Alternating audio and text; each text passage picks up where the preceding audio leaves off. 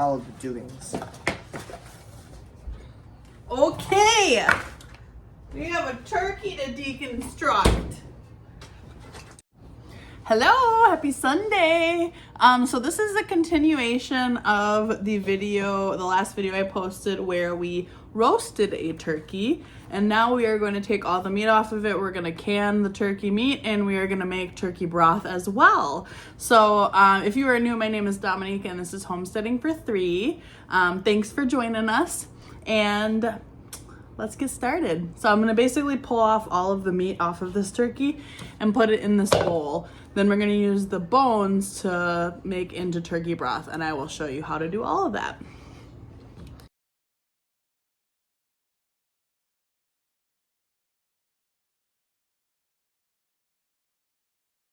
Okay, so this is how much I got. So quite a bit of turkey. So I'm gonna get these bones into my big Nesco that I have over here. I'll show you. I have a big Nesco that I am putting all the bones in, and then I'll show you what else I will add to it.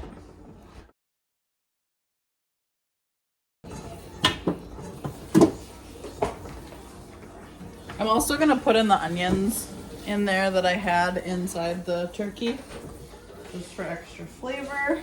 And then I have a bag of veggie scraps. It's really just onion scraps right now. Normally I would like to have it a little bit fuller than this, but that's okay. So I'm gonna throw that in there.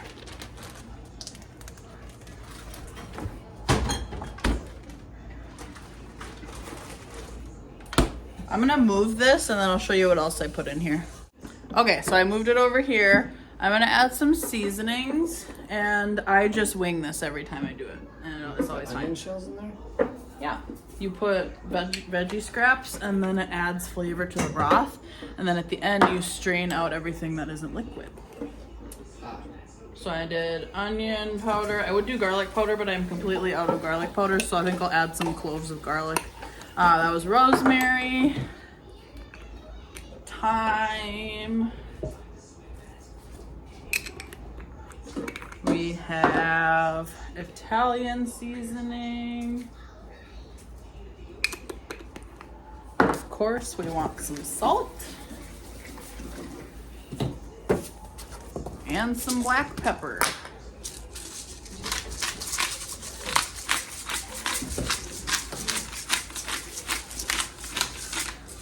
Okay, and then I usually add a little red wine to beef broth, so I'm gonna do that. Normally beef broth is what I make, so I don't know if you really need that in turkey broth, but I'm gonna do it anyway, and I'm sure it'll be fine.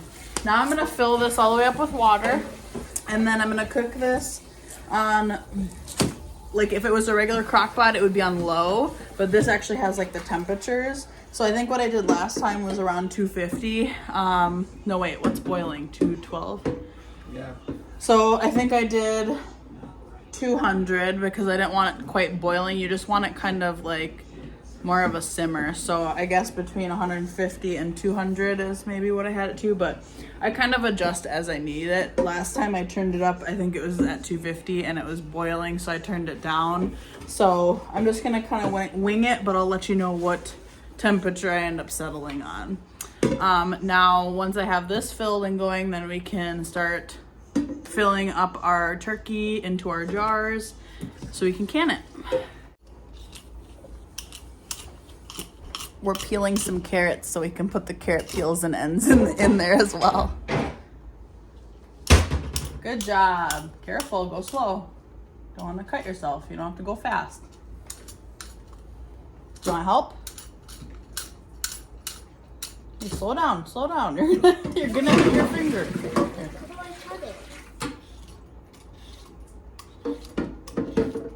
You kind of gotta like push down a little bit, and then it'll be a little easier to get it off. Gotta spin it. And then we flip it over, maybe the other side.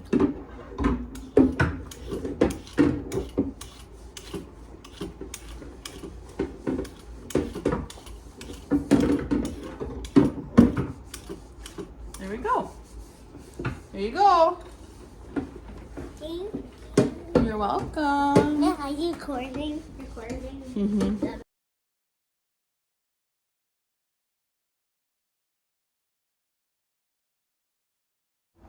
All right, we're gonna put the lid on.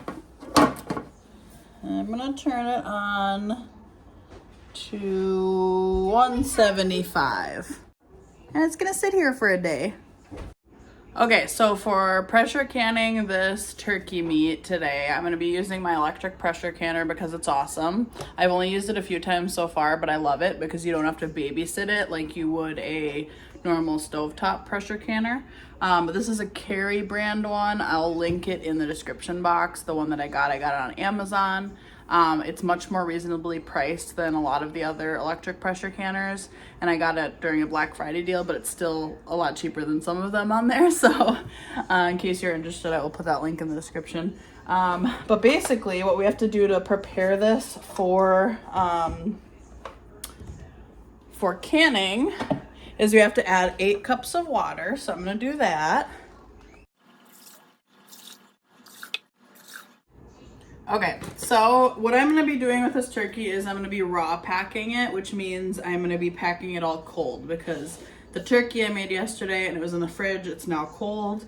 So you can actually do it raw pack method. I'm using the instructions from this Ball Complete Book of Home Preserving, which is awesome. There's a ton of recipes in here.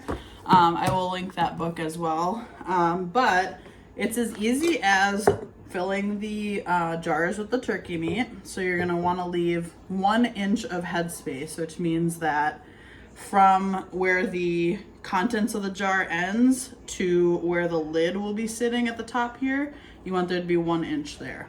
So I'm gonna pack in the turkey, and then you can either cover it with water or broth.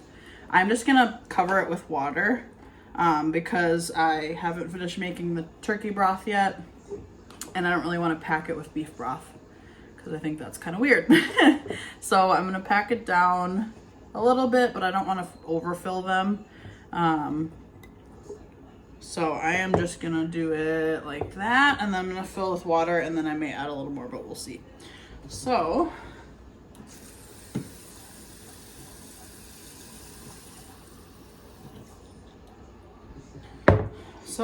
kind of looks like that.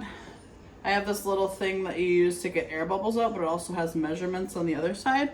So I can use that to make sure that I am not exceeding my headspace, and I can actually add a little bit more water.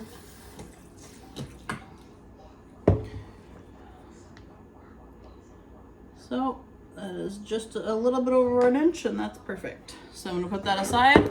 I'm gonna do that to all of them, and then I'll show you the next step.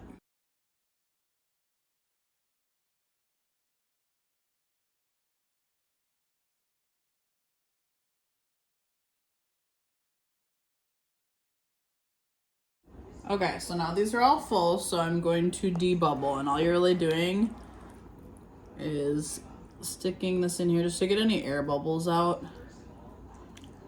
And then you want to just double check your headspace one more time. That is perfect. So I'm gonna do that to all of these. And then we are gonna wipe our rims with a paper towel with a little bit of white vinegar on it, just to make sure there is not any pieces of chicken or fat or anything on the rim, anything that's going to prevent that lid from sealing to that jar.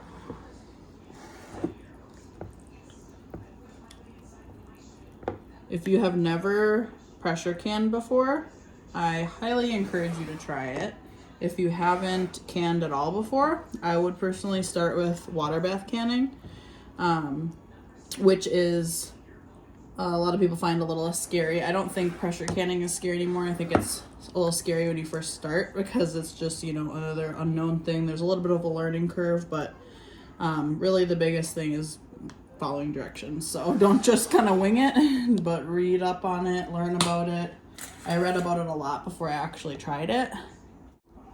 And then once I got the hang of it, I started doing it a lot more. And there's a lot of things that you can, like meat, that you have to pressure can. You cannot water bath can meat. Okay, so I got white vinegar on my little paper towel here, just wiping off the rims.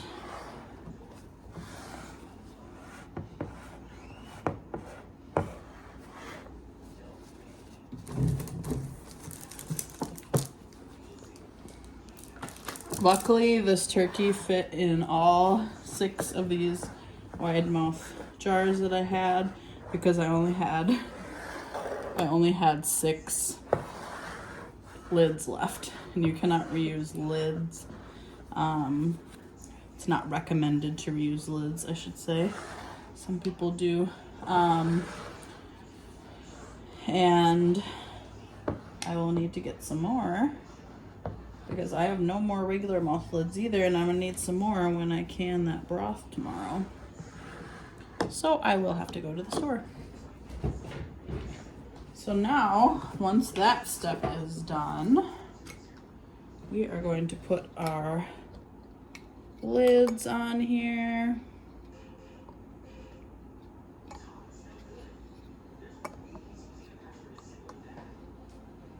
And then our rings. Now you just want to do it fingertip tight. You don't want to really crank it as tight as you can get it. That's not what they say is right. So I'm gonna put all those lids on. And then these are ready to go in the canner. Now my electric canner can only fit, I think, 4 quart-sized jars at a time. So I will have to do 2 batches. But that's totally fine, because I can do other things while I am waiting for the canner to do its thing, so I don't have to actually be sitting here babysitting it. So let's get these loaded in. Another thing to note is when the contents of your jar is cold or room temperature, you want the contents of the water in the canner to also be room temperature. So I didn't heat this water up ahead of time, whereas if the contents in my jar were hot, I would heat this water and put hot water in here so that it doesn't shock the glass of the jars and make it break, because that would be bad. So I'm gonna put 4 of my quarts in here. I think I'm just gonna do 3. I'll do 3 and 3 since I have 6 total.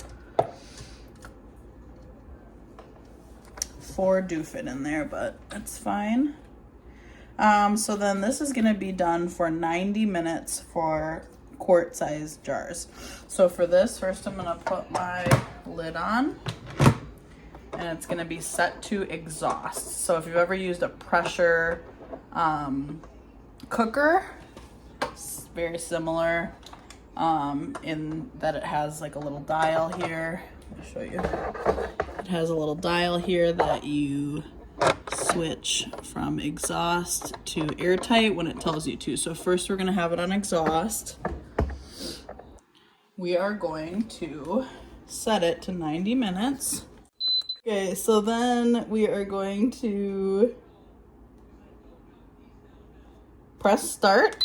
We already have this on exhaust. So it's gonna do this little load thing until it is up enough pressure to, you'll see the steam start to come out of here. It's gonna do that for 10 minutes, let the steam out for 10 minutes, and then it's going to let us know when we need to do the next step, which is move this into airtight, and we'll let it count down from 90 minutes at that point. So we'll just let it do its thing. I'll show you when it's time for the next step.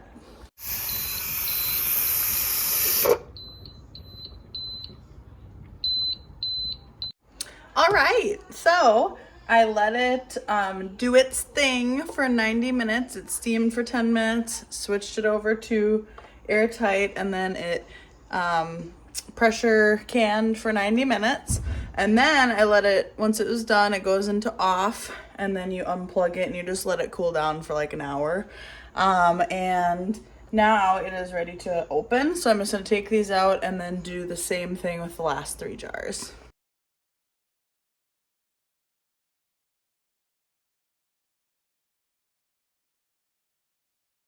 I'm also gonna dump the water out from this because it's really hot, and the other 3 jars I have to do are cold. So I need to put cold water in here so it doesn't shock those jars.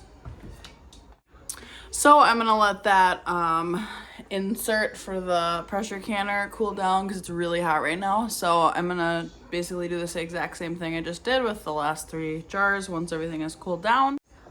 So that is the last of my work for today. The bone broth is in the Nesco and it is gonna go the rest of tonight. And I will show you that once I get to the point of being able to do that process. I'll be able to finish it after work tomorrow. This is how the broth is looking so far. I do have it at 175 degrees. And this is what it looked like the next morning after it has been going for over 24 hours at this point. So I turned off the heat so that I could let it cool down for a second before straining the broth. Now, what I did is I put a metal strainer inside this giant metal bowl, and then I strained everything through that strainer to get everything out except for the liquid. So that way all the bones and the, chunks of fat and anything else that is not broth is getting strained out of it.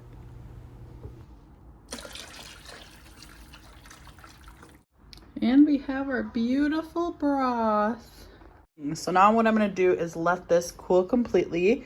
I might put it outside because it'll cool faster, but then what's going to happen is all the fat in here that you see swirling around is going to solidify at the top, and I'll be able to skim that right off the top so that we are getting as much fat out as we possibly can before canning it. So I do want to get a fat separator at some point, which would make this process a little easier, but I haven't done that yet. So it's actually been kind of raining and misting all day today, so I'm not going to put it outside, but I'm going to let it sit here on the counter so it can come down to room temperature and that fat will solidify at the top, and then I'll show you what I do next. All right, so now the fat has solidified at the top, so I'm able to skim some of it off. This would be a lot easier, like I said earlier, with a fat separator or a fine mesh strainer, but I have one that I ordered that is on the way. But this was the best I had at the time, so I got out as much of it as I could so that I would have as little fat as possible going into the jars. But luckily this is turkey broth, so it does have a lot less fat than the beef broth.